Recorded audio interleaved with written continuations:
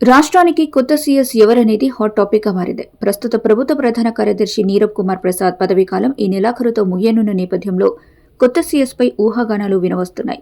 నీరబ్ కుమార్ పదవీకాలం ఈ ఏడాది జూన్తో ముగిసినప్పటికీ 6 నెలలు పొడిగిస్తూ ప్రభుత్వం కేంద్రానికి సిఫారసు చేసింది. వచ్చే ఏడాది జూన్ వరకు మరో 6 నెలలు పొడిగించే అంశాన్ని కూడా ప్రభుత్వం పరిశీలిస్తున్నట్టు సమాచారం. ప్రభుత్వ పాలసీల్లో ఆయనకు పూర్తిగా పట్టుందని చెబుతున్నారు. ఈ కారణంగానే ప్రభుత్వం పదవీ కాలాన్ని పొడిగించే అవకాశం లేకపోలేదని బ్యూరోక్రాట్లలో చర్చనీయాంశంగా మారింది.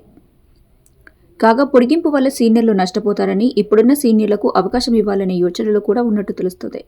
కాగా సీఎస్ పదవికి పలువురు సీనియర్లు రంగంలో ఉన్నారు. రెవెన్యూ, స్టాంప్స్, రిజిస్ట్రేషన్స్, సీసీఎల్ఏ ప్రత్యేక ప్రధాన కార్యదర్శి ఆర్పీ సిసోడియా, జలవనరుల శాఖ ప్రధాన ప్రత్యేక కార్యదర్శి జి సాయి ప్రసాద్, ఇంధన వనరుల విభాగం స్పెషల్ సీఎస్కే విజయానంద్ పేర్లు ప్రముఖంగా వినిపిస్తున్నాయి. అయితే వీరిలో గత ప్రభుత్వ హయాం నుంచి ఇంధన శాఖ బాధ్యతలు నిర్వహిస్తున్న విజయానంద్లు ఎవరి ప్రయత్నాలు వారు చేస్తున్నారు. దీనికి సంబంధించిన మరిన్ని వివరాలు మా బ్యూరో ఇన్ఛార్జ్ దామోదర్ అందిస్తారు. ఆంధ్రప్రదేశ్ ప్రభుత్వ ప్రధాన కార్యదర్శిగా ఎవరిని నియమించాలి అనే దానిపైన ముఖ్యమంత్రి చంద్రబాబు నాయుడు, అదేవిధంగా కూటమి ప్రభుత్వం ఎంత కసరత్తు చేస్తుందో ఆ పదవిని ఆశిస్తున్న వాళ్ళు కూడా అంతే పైరువీలు చేసుకుంటూ తాము ముఖ్య ప్రధాన కార్యదర్శి పదవిలోకి రావాలనే దీంతో ఉన్నారు. ఒక విధంగా చెప్పాలంటే ఢిల్లీ స్థాయిలో అధికారులు, ఐఏఎస్ అధికారులు లాబియింగ్ చేస్తున్నారు. అటు భారతీయ జనతా పార్టీకి సంబంధించినటువంటి ప్రభుత్వంలో కీలకంగా వ్యవహరించే ఎవరైతే ఐఏఎస్ అధికారులు ఉన్నారో ఆ ఐఏఎస్ అధికారులతో ఇద్దరు అధికారులు చేస్తున్నటువంటి లాబియింగ్ ఇప్పుడు ఆంధ్రప్రదేశ్లో చర్చనీయాంశమైంది. ఎందుకు ఇంత లాబియింగ్ చేయాల్సి వస్తోంది సిఎస్ పదవికి అంటే, ఒక విధంగా చెప్పాలంటే ఐఏఎస్ అధికారులు ఎవరైనా సరే వారి చివరి కళ రాష్ట్ర ప్రభుత్వ ప్రధాన కార్యదర్శిగా పనిచేయాలనే ఒక కోరుకుంటుంది. ఆ పదవి చేసిన తర్వాత రిటైర్ అవ్వాలనే ఒక ఇది ఉంటుంది. ఇప్పుడు ప్రస్తుతం అయితే మాత్రం ఆంధ్రప్రదేశ్ ప్రభుత్వ ప్రధాన కార్యదర్శిగా నీరబ్ కుమార్ ప్రసాద్ కొనసాగుతున్నారు. అయితే ఆయన ఈ నెల ఆఖరుకు అయితే మాత్రం రిటైర్ కాబోతున్నారు. అయితే రిటైర్గా ఇప్పటికే ఒక 6 నెలలు అయితే మాత్రం ఒకసారి ఎక్స్టెన్షన్ చేశారు.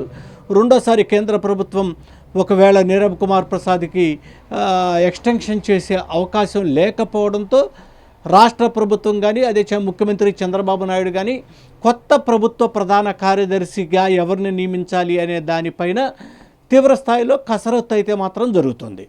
ఒక విధంగా చెప్పాలంటే నీరబ్ కుమార్ ప్రసాద్ తరువాత ఎవరైతే శ్రీలక్ష్మి ఉన్నారో ఐఏఎస్ అధికారి, ఆమె సీనియారిటీ లిస్టులో ఫస్ట్ ఉన్నారు.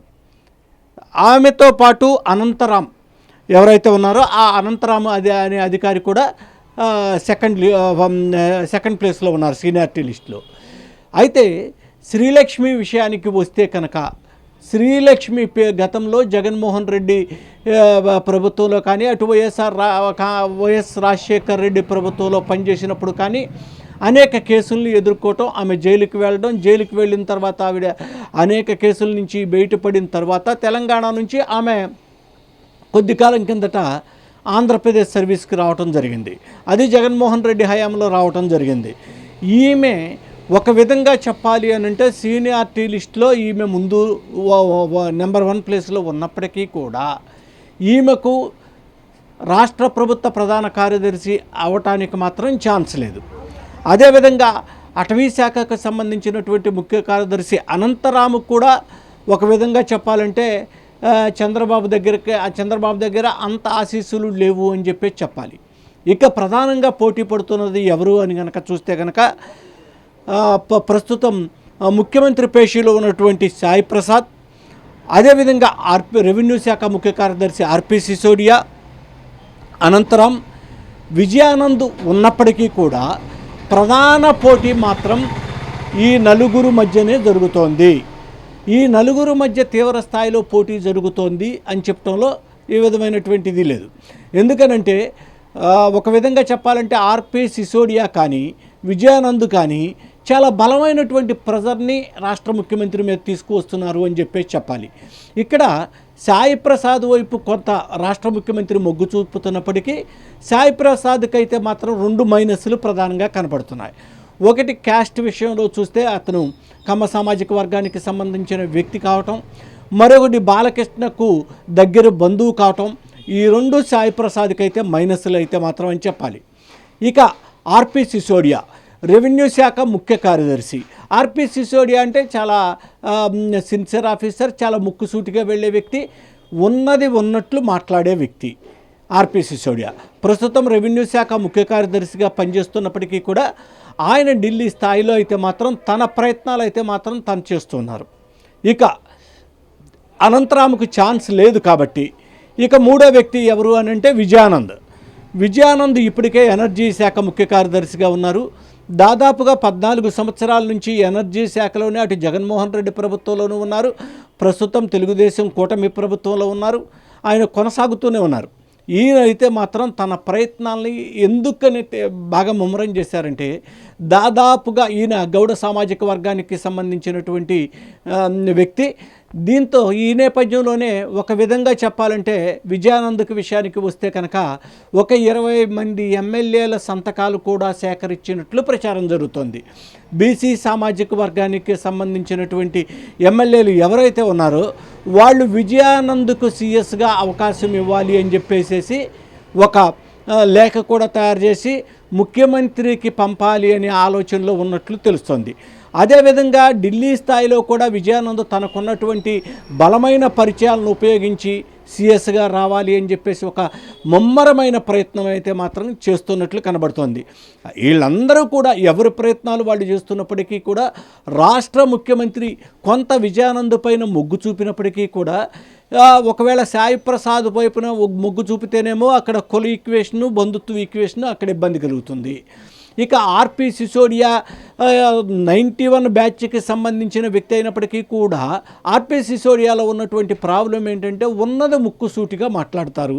రాబోయే 4 సంవత్సరాలు మరి ముఖ్యమంత్రి అదేవిధంగా సీఎస్ కలిసి పనిచేయాలి, కలిసి ముందుకు వెళ్లాల్సిన సందర్భాలు ఉంటాయి, అనేకమైనటువంటి ఈక్వేషన్స్ ఉంటాయి, రాజకీయంగా అనేకమైనటువంటి ఒడిదుడుకులు ఉంటాయి. ఇటువంటి పరిస్థితుల్లో సిసోడియాని కనుక సీఎస్గా నియమిస్తే కనుక ఒకవేళ ఆయన ముక్కుతూటితనంతో ఏదైనా ఇబ్బందులు తలెత్తుతాయనే ఒక ఆలోచన కూడా ఉంది.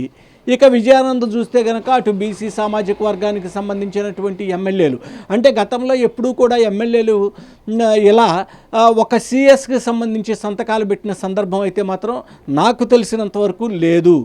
ఒక విధంగా చెప్పాలంటే కొద్ది రోజుల కిందట తెలుగుదేశం పార్టీలో ఒక అలజడి జరిగింది. యనమల రామకృష్ణుడు అటు ఏదైతే కాకినాడ సెజ్జకు సంబంధించినటువంటి ఒక ఉందో ఆ సెజ్జకు సంబంధించి ఒక వివాదాస్పదమైనటువంటి లేఖ రాయటం జరిగింది. ఆ లేఖ యొక్క ఉద్దేశం కూడా ఇదేనని చెప్తున్నారు. ఎందుకనంటే విజయానంద్ ఎవరైతే ఉన్నారో విజయానంద్ కోసమే యనమల రామకృష్ణుడు ఆ విధంగా అప్పట్లో ఈ లేఖ రాశారు అనే ఒక ప్రచారం అయితే మాత్రం పార్టీ వర్గాల్లో ప్రచారం జరుగుతోంది.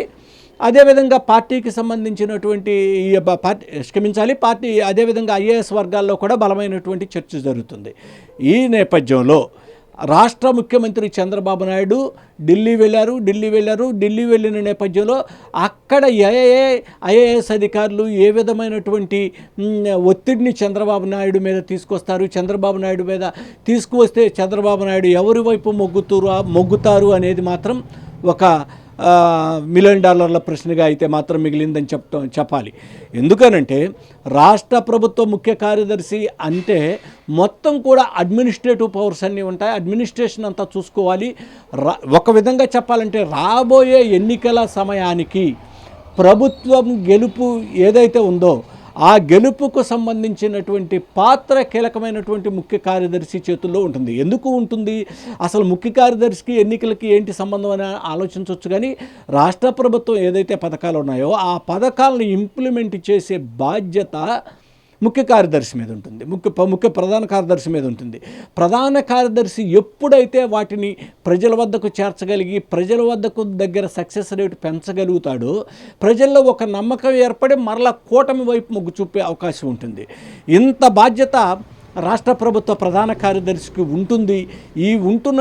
ఇలాంటి నేపథ్యంలో మరి రాష్ట్ర ముఖ్యమంత్రి చంద్రబాబు నాయుడు సాయి ప్రసాద్ వైపు మొగ్గు చూపుతారా, లేదా నిర్మోహమాటంగా ఉండే ఆర్పి సిసోడియా వైపు మొగ్గు చూపుతారా, లేదా ఇప్పటికే రికమెండేషన్లో ముందున్నటువంటి విజయానంద్ పైన మొగ్గు చూపుతారా అనేది మాత్రం కొద్ది రోజులైతే వేచి చూడాల్సిన అవసరం అయితే ఉంది. Please subscribe CDR media, like and share it.